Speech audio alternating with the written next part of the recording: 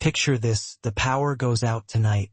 No hum of the heater, no glow of electric lights, just the cold creeping in, silent and relentless, seeping through your walls, your clothes, your very skin. How long would you last? A few hours? A day? Maybe you'd pile on every blanket you own, light a candle, and hope the grid comes back. But what if it didn't? What if this wasn't a glitch but your new reality? In the Middle Ages, this wasn't a hypothetical, it was just winter. No thermostats, no radiators, no Amazon delivering hand warmers to your door. Yet, somehow, medieval people didn't just survive. They thrived through winters so brutal even the wolves seemed to shiver. They didn't have our tech, our insulation, our fancy jackets, but they had something we've almost forgotten.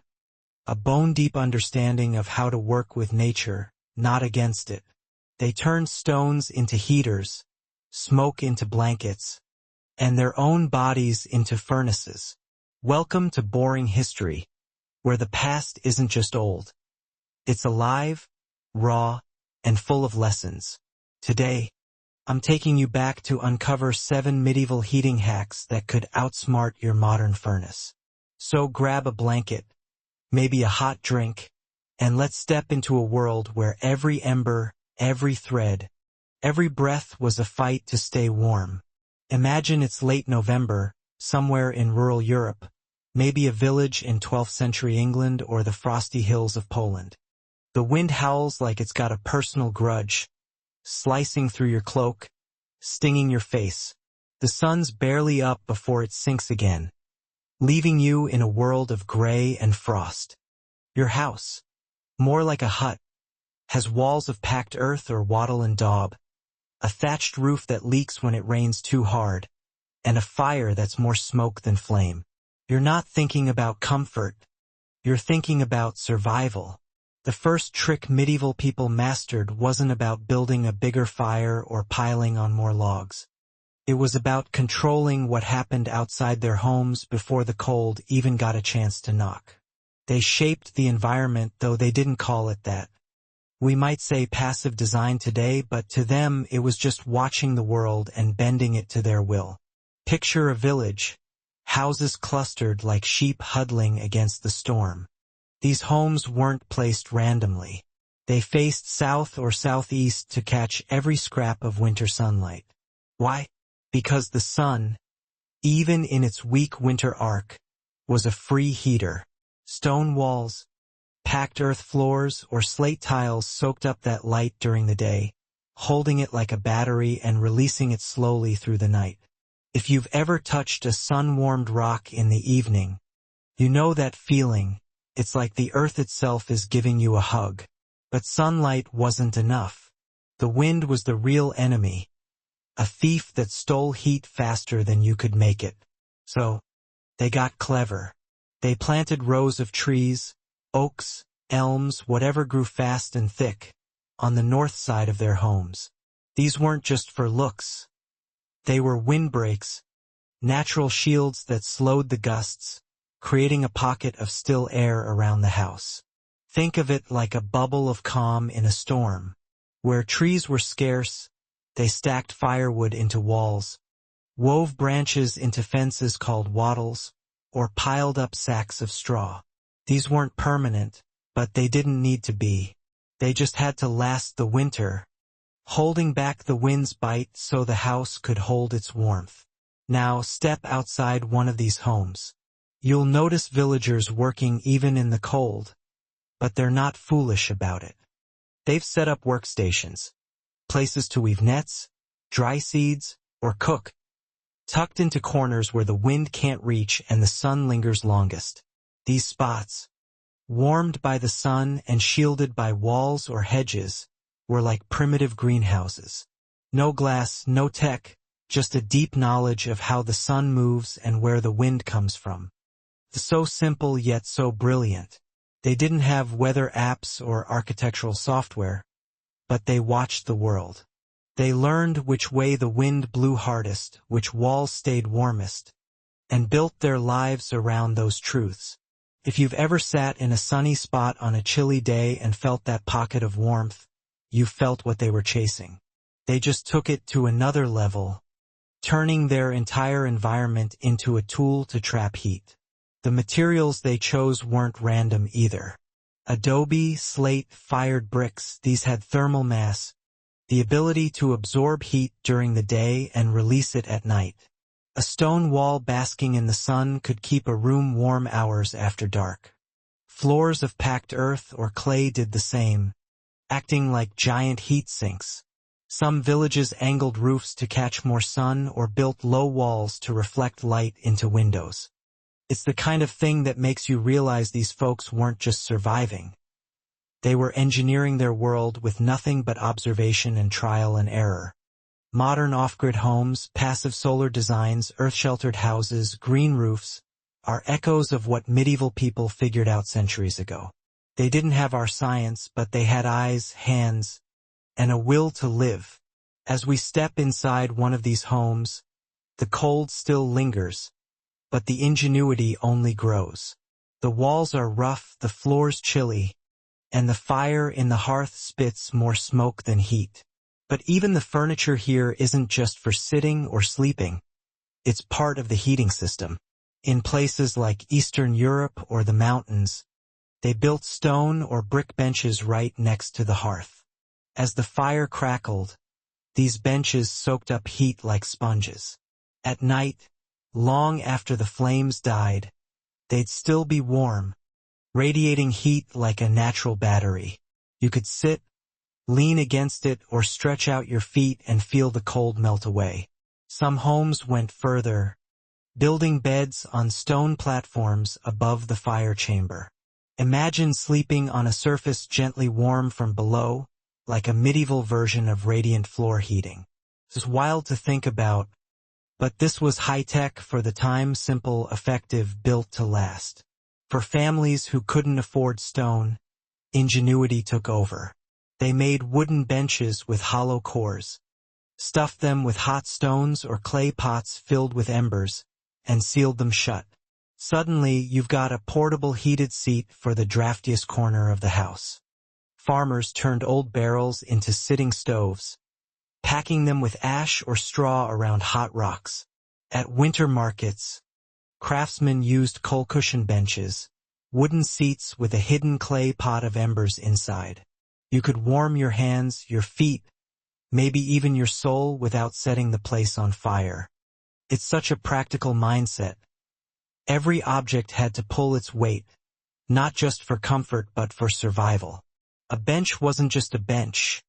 It was a heater, a storage unit, a lifeline. It makes me look at my own furniture and wonder, what else could this do if I had to survive a winter without power? This whole approach wasn't about fighting the cold with brute force. It was about listening to the world, wind, sun, stone, wood, and making it work for you. Medieval people didn't have the luxury of wasting anything, so they turned every resource into a tool.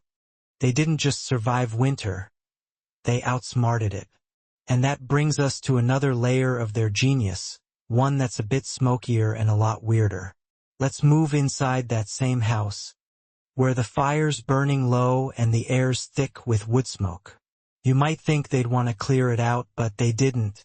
They used that smoke to keep warm, preserve food, and protect their homes. Let's dive into how. You're inside that medieval peasant house now, the fire's smoldering, and the air's heavy with the smell of burning wood. Your eyes might sting, and you're probably wondering why no one's bothered to install a chimney. But here's the thing, they didn't want a chimney. In the Middle Ages, smoke wasn't just a nuisance. It was a tool. O blanket, o preservative, o lifeline. We're stepping into our next heating hack. Using smoke itself to trap heat, cure food, and keep the cold at bay. It's not glamorous, but it's brilliant, showing just how far these people would go to make every scrap of their world work harder. Walk into this house, and you'll see the fire isn't in a fancy fireplace with a flue. It's right on the floor or in a low hearth, sending clouds of smoke billowing up to the rafters. Modern folks like us would be coughing, reaching for a window. But medieval people leaned into it. They let the smoke rise and pool in the upper part of the house, creating what they called a smoke loft. This wasn't an accident. It was a strategy. That thick, choking layer of smoke near the ceiling acted like a thermal blanket, trapping heat that would otherwise escape through the roof. Down below, where people lived and worked, the air was clearer, breathable, if not exactly fresh. But up above, that smoke was doing double duty, keeping the house warmer and turning the rafters into a natural food dehydrator. Here's how it worked. Across the beams or rafters, they'd lay wicker trays, wooden slats, or hanging rods, suspending meat, fish, sausages, even herbs. The constant low heat and smoke slowly dried and cured the food, preserving it without a fridge or freezer. This wasn't just about dinner. It was about survival. Winter was long, fresh food was scarce, and that smoked fish or sausage could mean the difference between a full belly and starvation come February. The smoke itself was a medieval superpower, antibacterial, antifungal, insect-repelling. It kept bugs away, stopped mold, and protected wooden beams from rot. In a world where every resource was precious, smoke was a multitasker, warming the house, preserving food, keeping the structure intact. Some homes took this further, building actual lofts near the roof where the bravest or coldest family members slept. Imagine climbing a rickety ladder to a cramped, smoky platform, curling up in wool and hides, soaking in the warmest air in the house. Your clothes would smell like a campfire. Your lungs would protest. You'd wake up with soot in your hair. But you'd be warm, and in a medieval winter, that was worth more than gold. These lofts were often for kids or hardy adults, leaving the less smoky lower levels for the elderly or sick. It's such a raw, practical choice. Trade comfort for warmth. Why no chimney? Because chimneys waste heat. Every time you let smoke escape, you let warmth go with it. So, at night, instead of opening vents, they sealed them with straw, cloth, or hay, trapping the smoke and heat inside. Firewood wasn't infinite, especially when snow buried the woodpile. By keeping the smoke in, they stretched their fuel and got bonuses like pest control and food preservation. It's like 3D chess with survival. Even wealthier homes used similar tricks, though with fancier hearths or better ventilation. But the principle was the same. Don't waste what the fire gives you. Today, we use smoke to cure bacon or salmon, but we've forgotten how it once doubled as a heating system. If you've ever smelled smoked meat, you're catching a whiff of what medieval people relied on to survive winter. Now, let's shift to something we take for granted, clothing. You might think a winter coat is a modern invention, puffy jackets, thermal linings. But medieval people had their own version, built around one miraculous material, wool. Wool was their armor, their shield, their secret weapon against the cold. And they didn't just throw on a sweater. They layered it like pros, turning their clothes into portable heaters. Let's step outside into the snowy fields and see how they made wool work wonders, carrying us smoothly into the next piece of their survival puzzle. You're a farmer in medieval France or Poland, heading out to check livestock in a blizzard. The wind's cutting like a knife, but you're not freezing. Why? Because you're wrapped in wool, layered like a master strategist. This is our next hack. Wool layering and cloak domes. A system so effective it turned a simple sheep's fleece into a lifeline. Let's walk through it. Imagining you're trudging through snow, warm despite the storm, and see how this connects to the smoky ingenuity we just explored. Your first layer, right against your skin, is a linen undershirt. It's not for warmth. It wicks away sweat, keeping you dry so you don't get chilled. Over that goes a thin wool tunic, snug, trapping warm air close to your body. Then a thicker wool layer, maybe felted for wind resistance. And finally, the star. a heavy wool cloak, cut in a semicircle, draping from shoulders to ankles. This isn't just clothing, it's a personal heat chamber, a mobile tent trapping your body heat. Pull it tight, and it's like walking in your own microclimate. Some cloaks were lined with fur, others waterproofed with lanolin wax from the sheep's wool. They often had hoods to cover your head, neck, ears, the places you lose heat fastest. Such a simple design, but so effective. If you've ever wrapped yourself in a blanket on a cold day, you felt a hint of what that cloak was like. Wool was a miracle. Its twisted fibers create pockets of still air, making it one of the best natural insulators, even when wet. It's fire-resistant, so you could stand near the hearth without catching a spark. It's mildly antibacterial, didn't need constant washing, and resisted odors. Perfect for winter when drying clothes was nearly impossible. Wool wasn't just for wearing either. It lined beds, hung as curtains to block drafts, even served as makeshift sleeping bags. In a cold house, a wool blanket could be worth more than a fire, because it stayed with you, holding your heat wherever you went. They knew one thick layer wasn't as effective as multiple thin ones, each trapping its own pocket of air. It's the same principle modern survivalists use for extreme weather. Bushcrafters, soldiers, mountaineers swear by wool for its simplicity, reliability, no batteries, no zippers, just a sheep's fleece and know-how.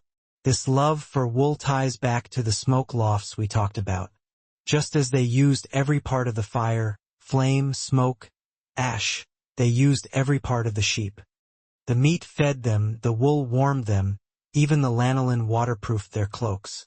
Nothing went to waste. And this mindset of making everything count carries us to our next hack, where something as simple as a clay pot becomes a lifeline in the darkest, coldest nights. Let's keep moving because this one's a gem. It's late now, deep in a medieval winter. The firewood's running low, the wind's howling through the thatched roof, and the fire's down to a few glowing embers. You're cold, tired, wondering how you'll make it through the night. But medieval people had a trick so simple it's almost genius. A clay pot. Not for cooking or storing grain, but as a tiny, portable heater to keep you warm when the fire died. This is our next heating hack, clay pot heaters, and it's a perfect bridge from the wool that wrapped their bodies to the ingenuity that warmed their homes. Picture this. The house is dark, the cold creeping in like an uninvited guest. The fire's almost out and you can't burn more wood, you need it for tomorrow. But there's still heat in those embers, and they knew how to capture it. They take a thick clay pot, fireproof and sturdy, and fill it with hot stones or glowing coals from the hearth. Then they'd cover it with a wooden lid, wrap it in wool, or nest it in a straw-lined box to keep the heat contained. This little pot became a miniature stove, radiating warmth for 3, maybe 6 hours, depending on insulation. You could tuck it under a bed to warm your feet, place it beneath a table for the family to huddle around, or carry it inside your cloak like a medieval hot water bottle. It was portable, safe, didn't need extra wood. Clay was everywhere, cheap, durable, excellent at holding heat. River stones or rough bricks, heated in the fire, were just as common. Even the poorest families could scrounge up a pot and rocks. They got creative, hiding these pots in those hollow benches we mentioned, turning a seat into a heater. Others wrapped them in wool and placed them beside children or the elderly, who needed warmth most. On journeys through snowy fields, a clay pot heater tucked in a cloak could mean the difference between frostbite and making it home. Some communities took it further, creating heat batteries, clay jars filled with embers, packed in ash to stabilize heat, sealed tight to stay warm through the night. The ash acted like insulation, slowing heat release. It's almost modern, like something you'd see in a survivalist's YouTube tutorial.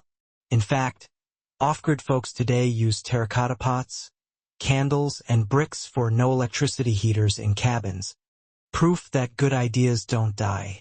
This hack shows the medieval mindset. They made every scrap count. A clay pot wasn't just a container. It was a tool to carry warmth, stretch the fire's life, keep the cold from winning. And this brings us to our final hack, one that's less about objects and more about people. Because the most powerful heater wasn't a fire or a pot. It was each other. Let's step into the heart of the medieval home, where warmth came from the people you shared it with. You're in that drafty farmhouse now, the fire's out, and the cold is so sharp it feels like it's cutting through your bones. But you're not alone. Your family's there, grandparents, parents, kids, maybe a dog or two. In a medieval winter, that wasn't just company, it was a heating system. This is our final hack. Communal heat circles, where people huddle together to share warmth, turning their bodies into a furnace to keep everyone alive.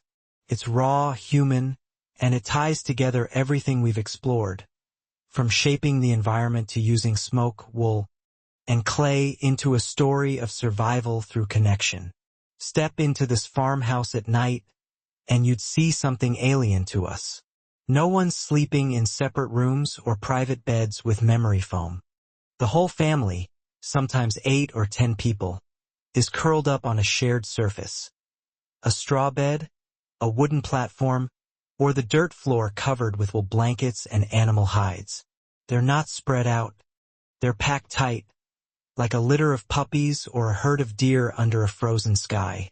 Each person gives off about 100 watts of heat at rest. So a family of 6 could generate as much warmth as a small space heater. Press close, that heat doesn't dissipate, it builds, raising the temperature by several degrees. Kids or the 6 sleep in the middle, surrounded by stronger bodies, protected from the cold creeping up from the floor. This wasn't just about warmth. It was about survival. A single person sleeping alone could lose too much heat, especially a child or someone frail. Together, they created a microclimate, a bubble of warmth sealed by heavy wool blankets or cloaks draped over the group. Some used box beds, wooden frames with thick curtains pulled shut like a tent, trapping every breath of warm air. Others slept in wall niches, hollows carved into stone or earth walls, like human burrows. These spaces kept the wind out and heat in, with straw sacks or drapes blocking drafts. Dogs, cats, even baby goats or chicks were sometimes brought in, not just for warmth but to keep them alive too. Every living thing was an asset. This connects to everything we've seen. The wool blankets were the same fleece that kept them warm outside. The box beds or niches used the same thermal mass as sun-warmed walls. Even the clay pot heaters might be tucked into the circle, adding extra warmth. It's such a visceral image. A family curled up, breathing the same air, sharing the same heat, knowing closeness was the difference between life and death. Modern mountaineers or survivalists use this trick, sleeping back-to-back in a tent to share heat. For us, it's an emergency tactic. For medieval families, it was how they lived night after night, winter after winter. No talk of privacy, no complaints about space. When the cold could kill, you cared about staying alive. And there's one last trick, tucked into this communal warmth, that brings it all together: ash. When the fire was down to embers and firewood was gone, they didn't let the heat die. They'd scoop warm ash from the hearth, still hiding glowing coals, and spread it on the dirt floor, covered with straw or cloth, creating a heated mattress that radiated warmth for hours. A brush of the ash and a bit of dry grass brought the fire back. No flint, no effort. Ash was even stuffed into walls or around ovens as insulation, keeping moisture out, repelling bugs, absorbing smells. It was the last blanket of the medieval world, quiet, stubborn, holding residual heat like the will to survive. This is what makes their story powerful. They didn't have much. Maybe a few logs, a wool cloak, a clay pot, a handful of ash, but they made it enough. They didn't waste anything, not even the ashes of last night's fire. They weren't stronger or braver than us. They starved, shivered, buried loved ones under snow. But they didn't give up. They looked at a stone, a cloak, the breath of their family, and saw tools, not obstacles. They asked, "What can I do with this?"